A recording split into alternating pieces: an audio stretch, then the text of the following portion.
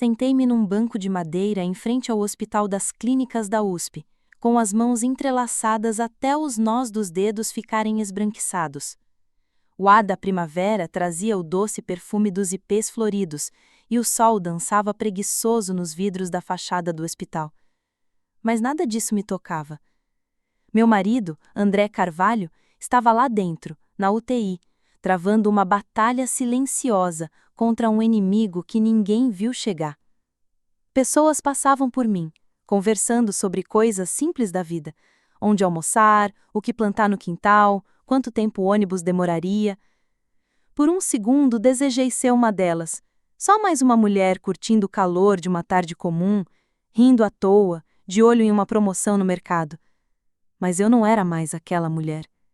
Meu mundo se resumia agora ao bip irritante das máquinas e a um quarto asséptico de hospital.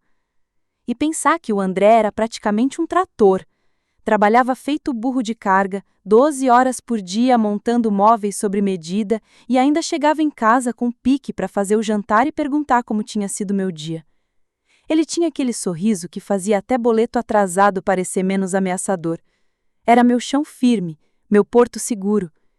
E vê-lo se apagando ali, aos poucos, era como pisar em areia movediça. Quanto mais eu tentava me manter firme, mais afundava. 6 meses atrás, a gente achava que tinha a vida inteira pela frente. Falávamos sobre férias que o bolso ainda não permitia, uma casa maior para os filhos, que ainda eram só ideia, quem sabe até adotar um vira-lata caramelo. Até que, numa noite, ele chegou pálido e ofegante, dizendo que era só cansaço. Mas o cansaço não passou, piorou. Vieram os hematomas misteriosos e noites em que ele mal conseguia respirar. O médico foi direto ao ponto, embora as palavras soassem como coisa de novela dramática. Anemia autoimune aplástica. O corpo dele estava sabotando a própria fábrica de sangue. Sem um transplante de medula, disseram que as chances eram mínimas. Eu tentei manter a pose. Segurei a mão dele com força e sussurrei aquele clássico: a gente vai passar por isso junto. Mas toda noite, escondida no banheiro, eu desabava. Chorava como se a toalha fosse abafar tudo, do barulho ao medo. Eu sabia de algo que o André ainda não sabia. Ele não tinha família, foi criado em abrigo, não conheceu os pais, nem sabia se tinha irmãos por aí. E sem parentes próximos, encontrar um doador compatível era tipo achar a agulha no palheiro de olhos vendados. Nos cadastramos no Redome, o Registro Nacional de Doadores, mas os médicos foram sinceros. A fila podia demorar meses, talvez anos, e ele não tinha esse tempo. Hoje, de manhã, quando o médico me chamou num canto, a fala dele foi curta, mas pesada como tijolo molhado. Marília, estamos ficando sem opções. Nem precisou terminar a frase. Eu já entendi o que ele não teve coragem de dizer. Fiquei ali, sentada, com as lágrimas escorrendo no rosto, me sentindo menor que botão perdido. Eu era enfermeira, caramba. Passei a vida ajudando gente a se curar e agora não conseguia nem segurar o homem que mais amava. Pensei em tudo que a gente construiu juntos. Nossa casinha simples lá nos arredores de São Roque, com uma varanda que ele mesmo reformou. A cadeira de balanço que fez para mim no nosso primeiro aniversário de casamento e aquele bilhetinho torto que escreveu e até hoje está pendurado na porta da cozinha. Você é minha para sempre. A ideia de perdê-lo doía mais que enxaqueca em dia quente. Era um tipo de dor silenciosa, que não precisa gritar para machucar. Lá no fundo, uma voz miúda sussurrava que talvez fosse hora de começar a aceitar. E eu me odiava por isso. Foi aí que o mundo resolveu jogar mais uma peça. Ouvi, sem querer, uma conversa que mudou tudo. Conheci o André numa daquelas noites que a vida parece feita de novela das 6. Muito antes de hospital e boletim médico virarem rotina, eu tinha acabado de sair da minha última prova na faculdade de enfermagem. Tava morta, mas feliz. Meus amigos me arrastaram até um café no centro de São Roque. Um lugar simples, chão de madeira estalando e cheiro de café passado na hora grudado nas paredes. Lembro do momento exato em que ele entrou. Carregava um saco de papel com parafusos e dobradiças da loja de material de construção. Calça jeans manchada, jeito de quem encara o batente sem reclamar, ele tinha aquele ar de "tô de boa" que fazia a gente querer olhar de novo. Nosso olhar se cruzou, ele sorriu de leve e perguntou se podia sentar na minha frente. Conversamos por 2 horas sobre tudo e sobre nada. Ele falava com paixão sobre montar móveis, eu sobre meu sonho de trabalhar com crianças. Descobrimos que os dois detestavam azeitonas, mas eram viciados em bolo de fubá com goiabada. Quando ele ria, os olhos enrugavam nos cantos, e ali, naquela risada, eu soube. Desde aquele dia, o André virou parte da minha rotina. Chegava com mimos inesperados, um potinho de doce de leite artesanal, um buquê de flores do campo enrolado em papel craft, ou um livro novo, só porque lembrava que eu queria ler. Ele fazia o ordinário parecer extraordinário.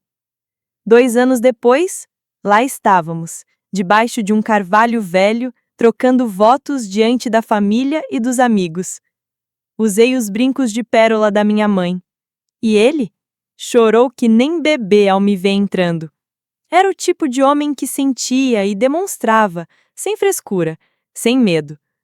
Fomos morar numa casinha de madeira simples, precisando de uns reparos, mas ele bateu no peito e disse que dava conta. E deu. Passou finais de semana lixando, martelando, pregando prateleiras e fez aquela mesma cadeira de balanço que hoje ainda resiste firme na varanda. Testemunha de tantas noites em que ficamos ali, balançando, vendo os vagalumes piscando no crepúsculo do interior paulista. A vida era boa, não perfeita, mas boa. Só faltava uma coisa: filhos. Tentamos logo depois do casamento, achando que seria fácil como fritar ovo. Mas o tempo passava e nada. Os médicos diziam que meu corpo não colaborava. Partimos para injeções hormonais, consultas, exames, fertilização in vitro, e cada tentativa fracassada parecia me desmontar um pouco mais. Mas o André, ele nunca jamais me culpou.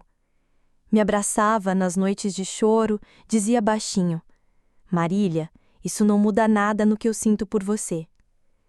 Ele até sugeriu adoção, empolgado, falando das crianças que precisavam de um lar. Eu queria compartilhar daquele entusiasmo, juro, mas lá no fundo eu ainda sonhava em ver uma criança com aqueles olhos azuis e o sorrisinho torto que ele dava quando tentava segurar o riso. Um dia, depois de mais uma tentativa frustrada, me desmontei nos braços dele. Disse entre soluços: "Você merece uma esposa que possa te dar uma família."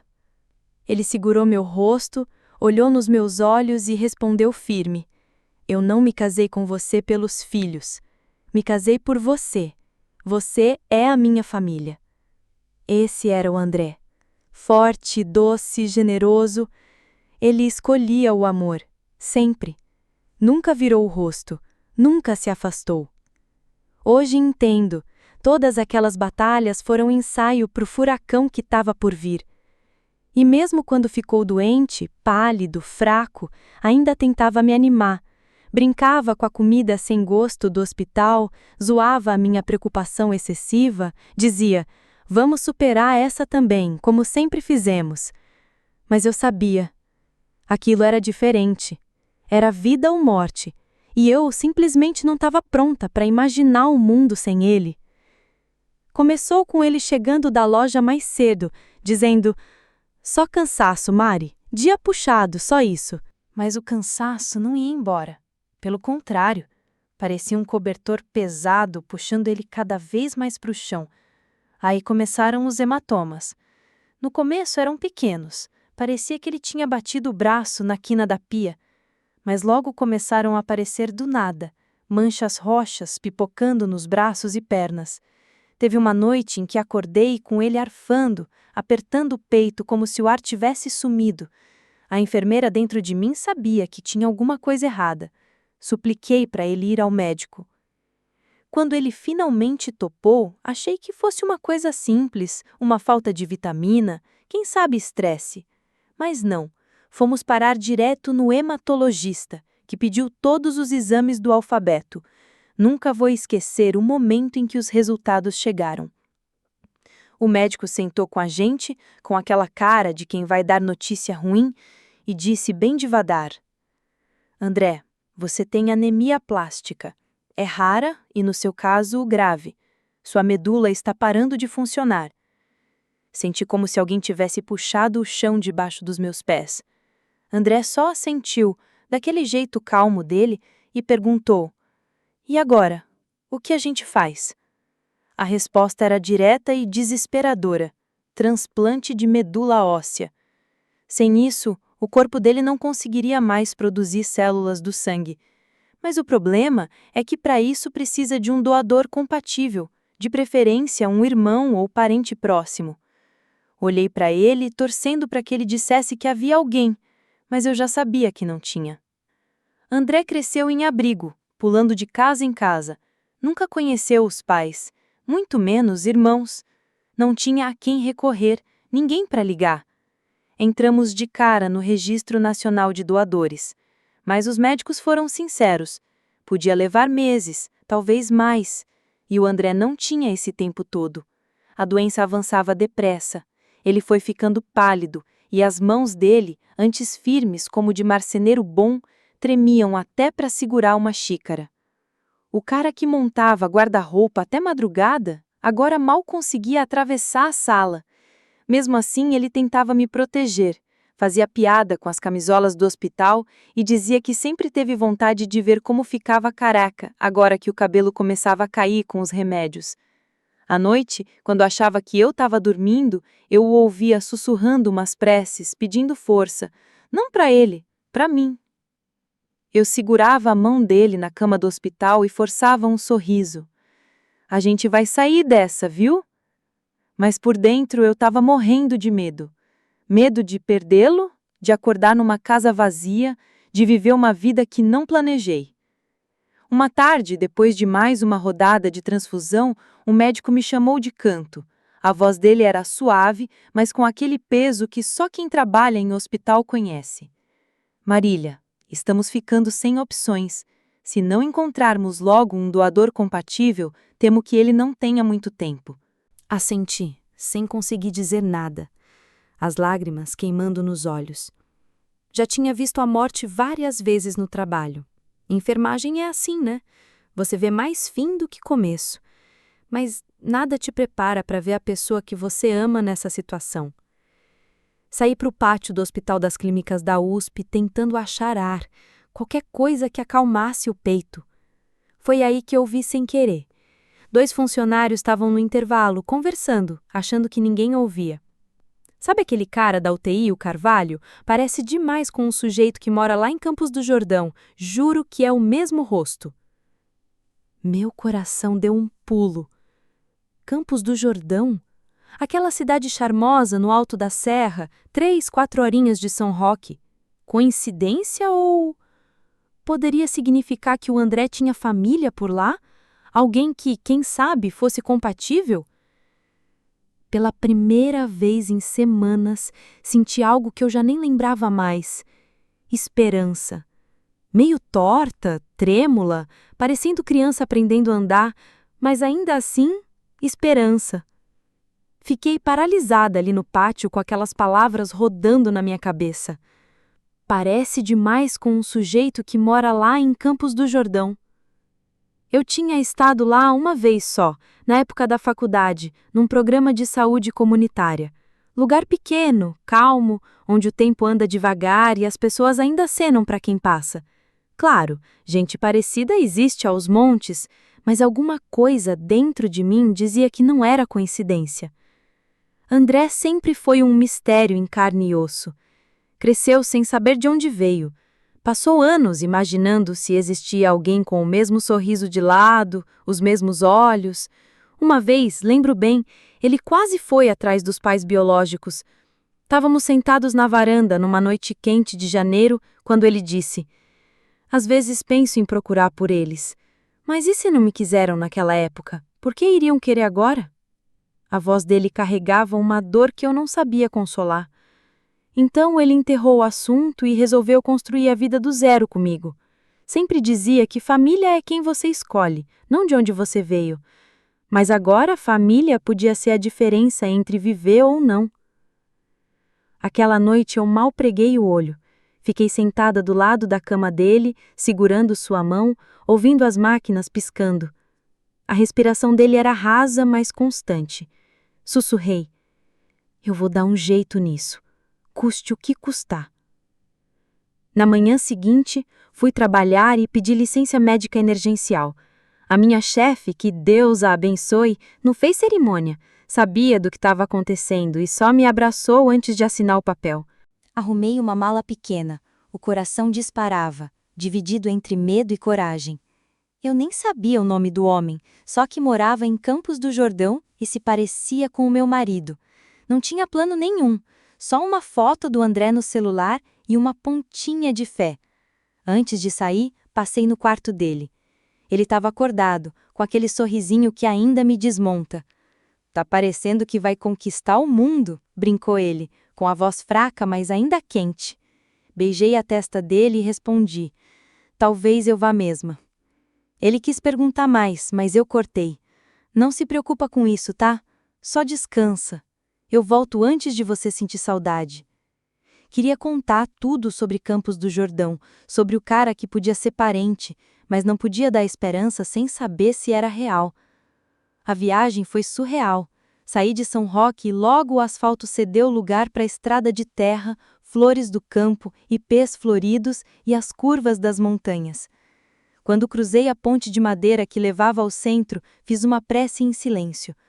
Por favor, que seja verdade, que exista alguém que possa salvá-lo. Parei perto de um mercadinho e desci do carro, apertando o celular como se fosse bússola. O pouso por ali andava em outro ritmo. Tinha agricultor carregando saco de ração, uma senhora varrendo a varanda, molecada de bicicleta levantando poeira. Cada rosto que eu via, eu examinava com cuidado, procurando um queixo familiar, um olhar, qualquer pista de sangue compartilhado. Parei num armazém de beira de estrada e fui até o balcão, onde um senhor de uns 50 anos, com olhos gentis e cara de quem já viu de tudo, me atendeu. Com licença, tô procurando uma pessoa, não sei o nome dele, mas dizem que ele é assim, e mostrei a foto do André. Os olhos do homem se arregalaram na hora. Ah, deve estar falando do Leandro Carvalho. Mora ali perto dos Milharais, na estrada Vicinal 6, no bairro dos Pinhais. É ele mesmo. Meu coração acelerou como carro em ladeira sem freio. O senhor pode me explicar como eu chego lá? Ele me deu as direções com a calma de quem conhece cada buraquinho daquela estrada, e eu agradeci antes de voltar para o carro. Minhas mãos tremiam no volante. Eu estava indo ao encontro do que poderia ser a resposta para todas as orações que fiz nos últimos meses, debaixo do chuveiro, dentro do metrô, até no meio da fila do banco. Eu não sabia se aquele tal Leandro era mesmo parente do André, mas uma coisa era certa, eu estava prestes a descobrir. A estrada até a Vicinal 6 era praticamente uma cicatriz de concreto rachado, serpenteando entre ipês floridos, pinheiros altos e pasto sem cerca.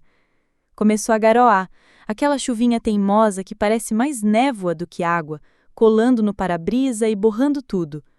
Reduzi a velocidade ao ver uma caixa de correio com o nome Carvalho em letras brancas, já meio desbotadas. A casa atrás parecia saída de filme antigo, velha, desgastada pelo tempo, cercada de milharal seco e marcas de pneu na lama. Um balanço enferrujado chiava no vento e um cachorro latiu ao longe como se dissesse: "Se liga que tem visita." Fiquei ali sentada no carro, agarrada no volante como se fosse minha tábua de salvação. E se eu tivesse errado tudo? E se eu batesse na porta de um estranho e virasse piada de grupo de WhatsApp?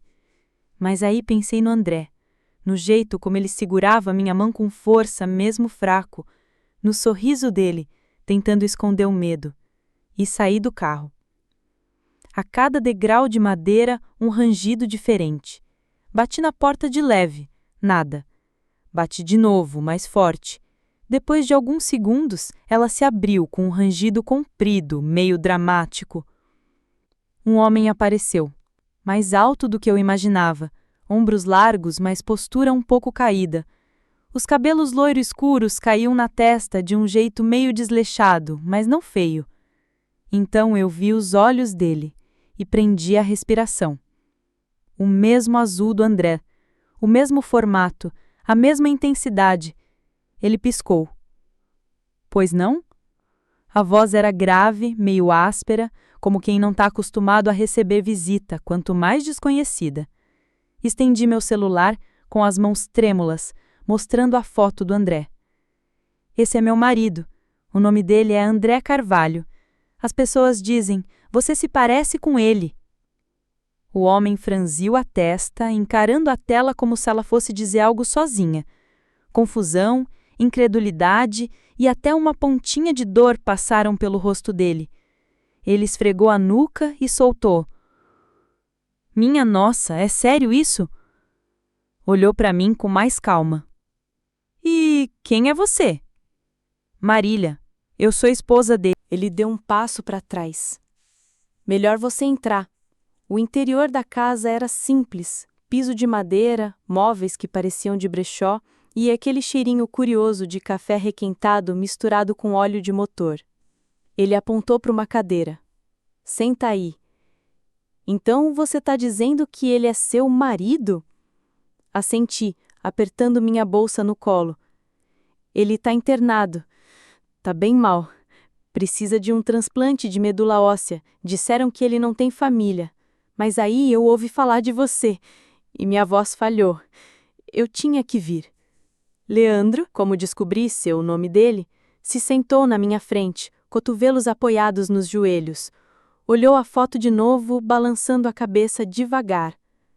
Acho que ele pode ser meu irmão.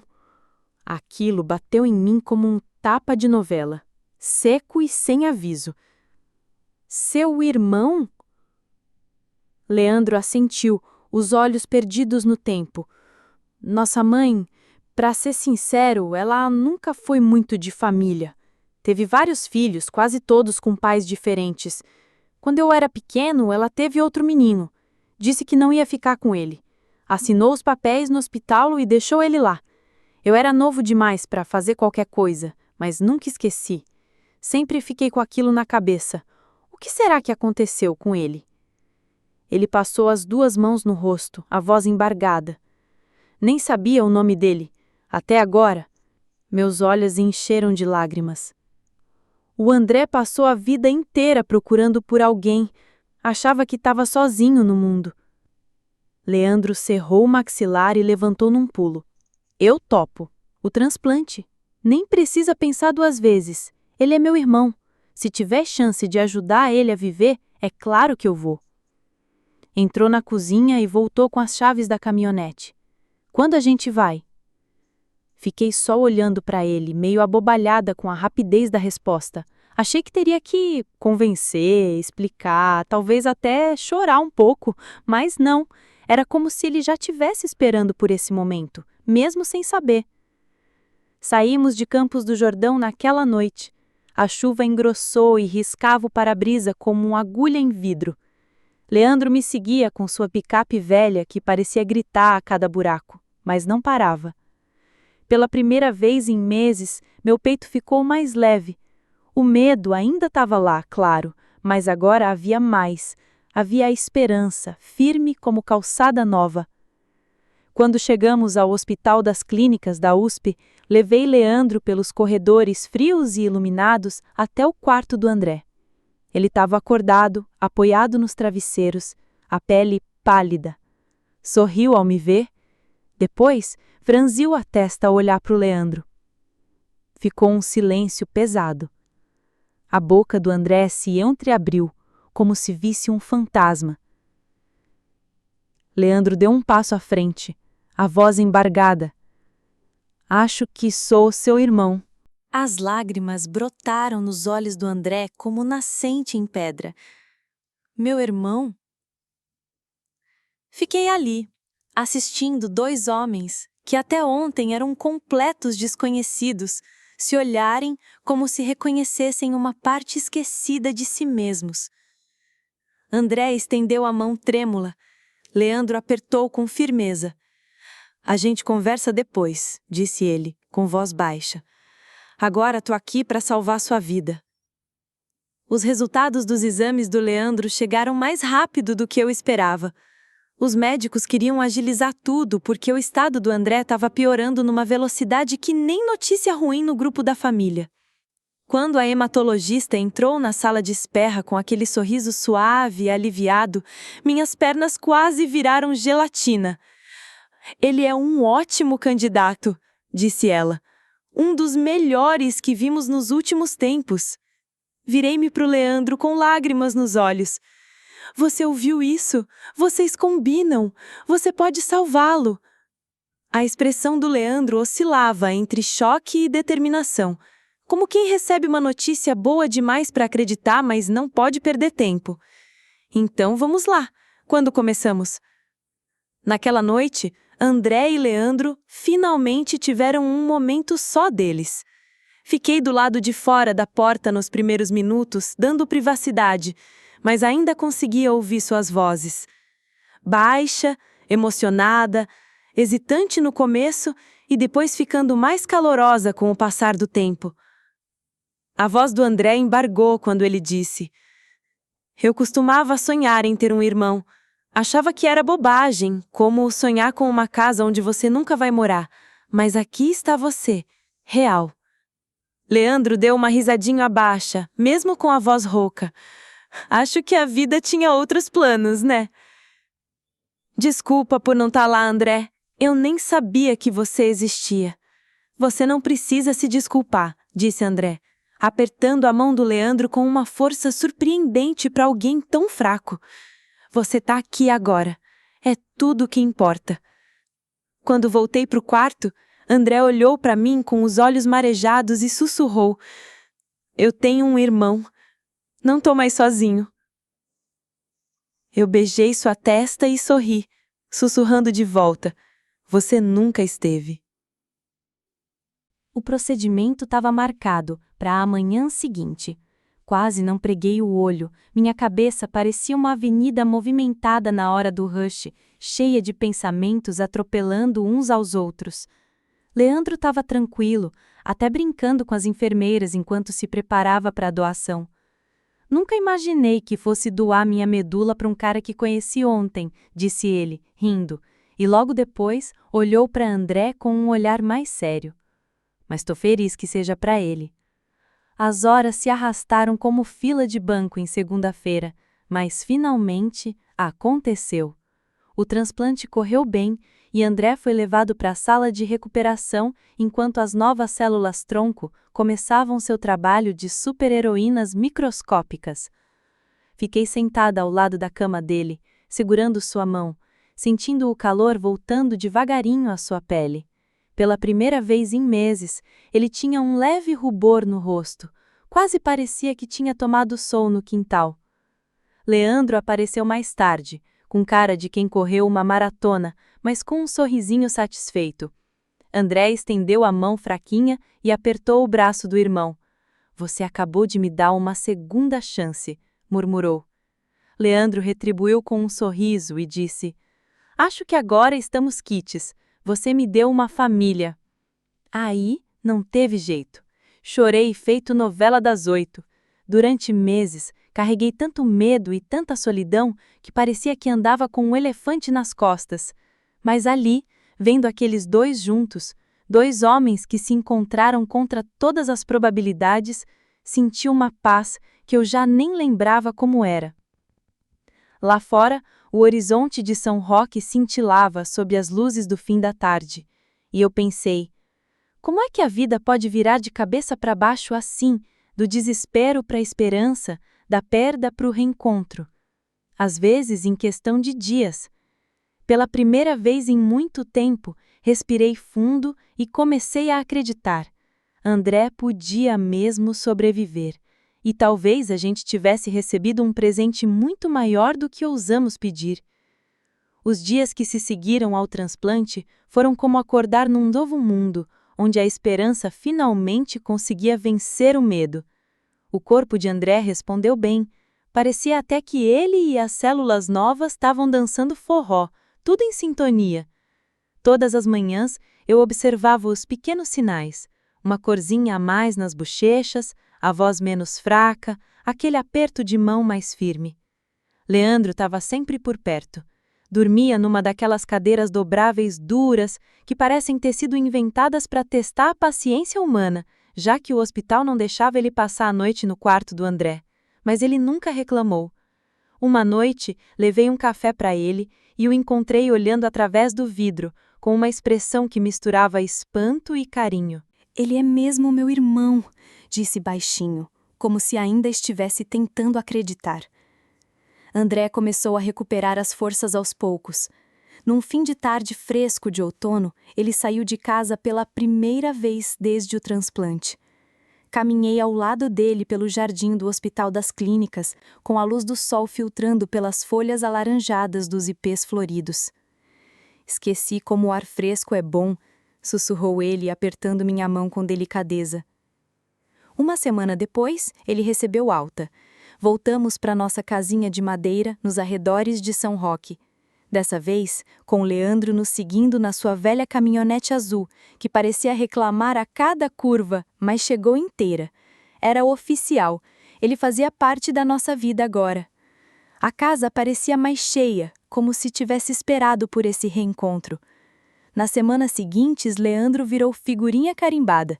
Ele e André ficavam horas na varanda à noite, conversando sobre o pouco que André lembrava dos lares adotivos e ouvindo Leandro preencher as lacunas com histórias da mãe deles, dos primeiros anos, dos irmãos que André nunca conheceu. Uma noite, Leandro tirou do bolso um pequeno canivete surrado com as iniciais do pai deles gravadas no cabo. É tudo que me sobrou dele, disse com a voz embargada. Quero que você fique com isso. André segurou o canivete com as mãos trêmulas e as lágrimas caíram silenciosas, como chuva fina de fim de tarde.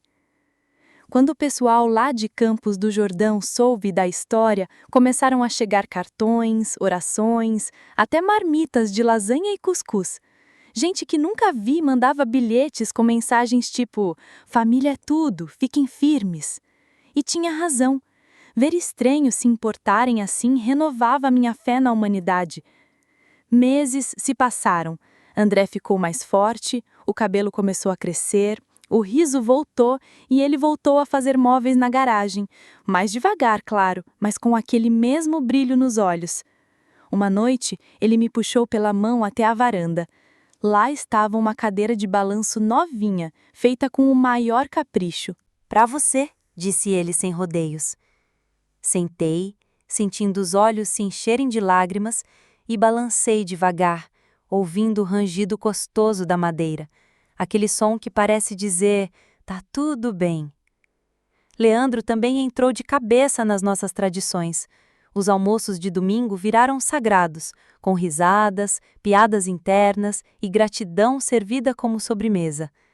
Às vezes eu pegava André e Leandro trocando sorrisos cúmplices, como se ainda custassem a acreditar que tinham se encontrado. Numa tarde dourada de outono, caminhávamos de mãos dadas por uma estrada cheia de árvores, perto de Campos do Jordão. Leandro ia à frente, rindo com a filha do melhor amigo nos ombros. Ela gargalhava como quem descobre o mundo.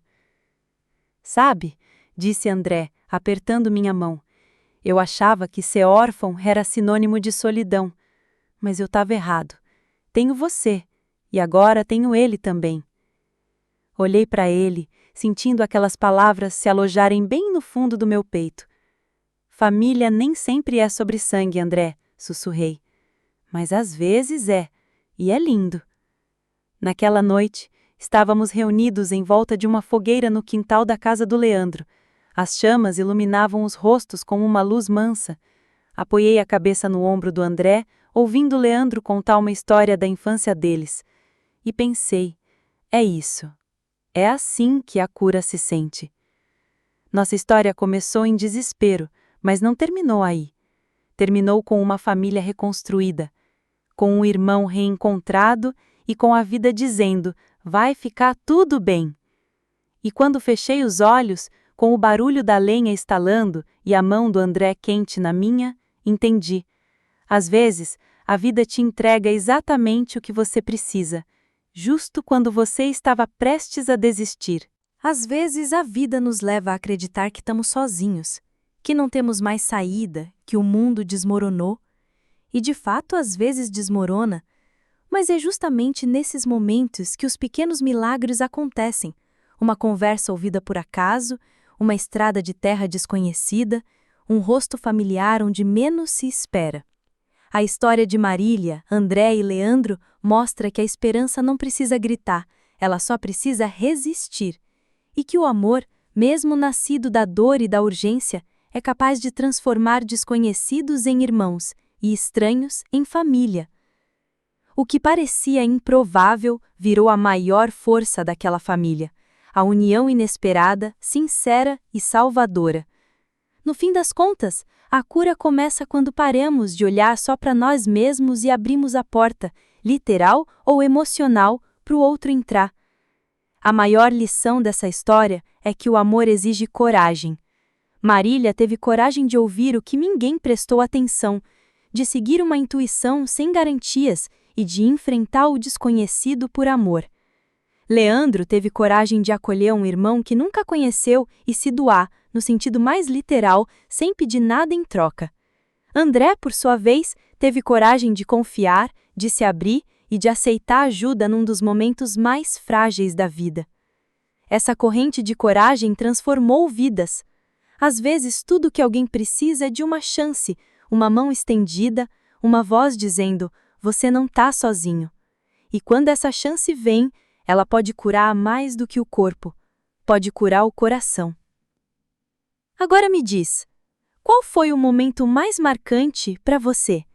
O reencontro entre os irmãos ou o gesto de Leandro ao decidir doar a medula sem hesitar? Escreve aqui nos comentários. E não esquece, deixa também o seu comentário com uma classificação de 1 a 10 para mostrar o quanto você gostou, porque assim eu consigo trazer mais vídeos que sejam interessantes para você. Se essa história tocou seu coração como tocou o nosso, deixa seu like e se inscreve no canal para receber mais histórias reais que aquecem a alma. Quem sabe a próxima não muda seu dia também.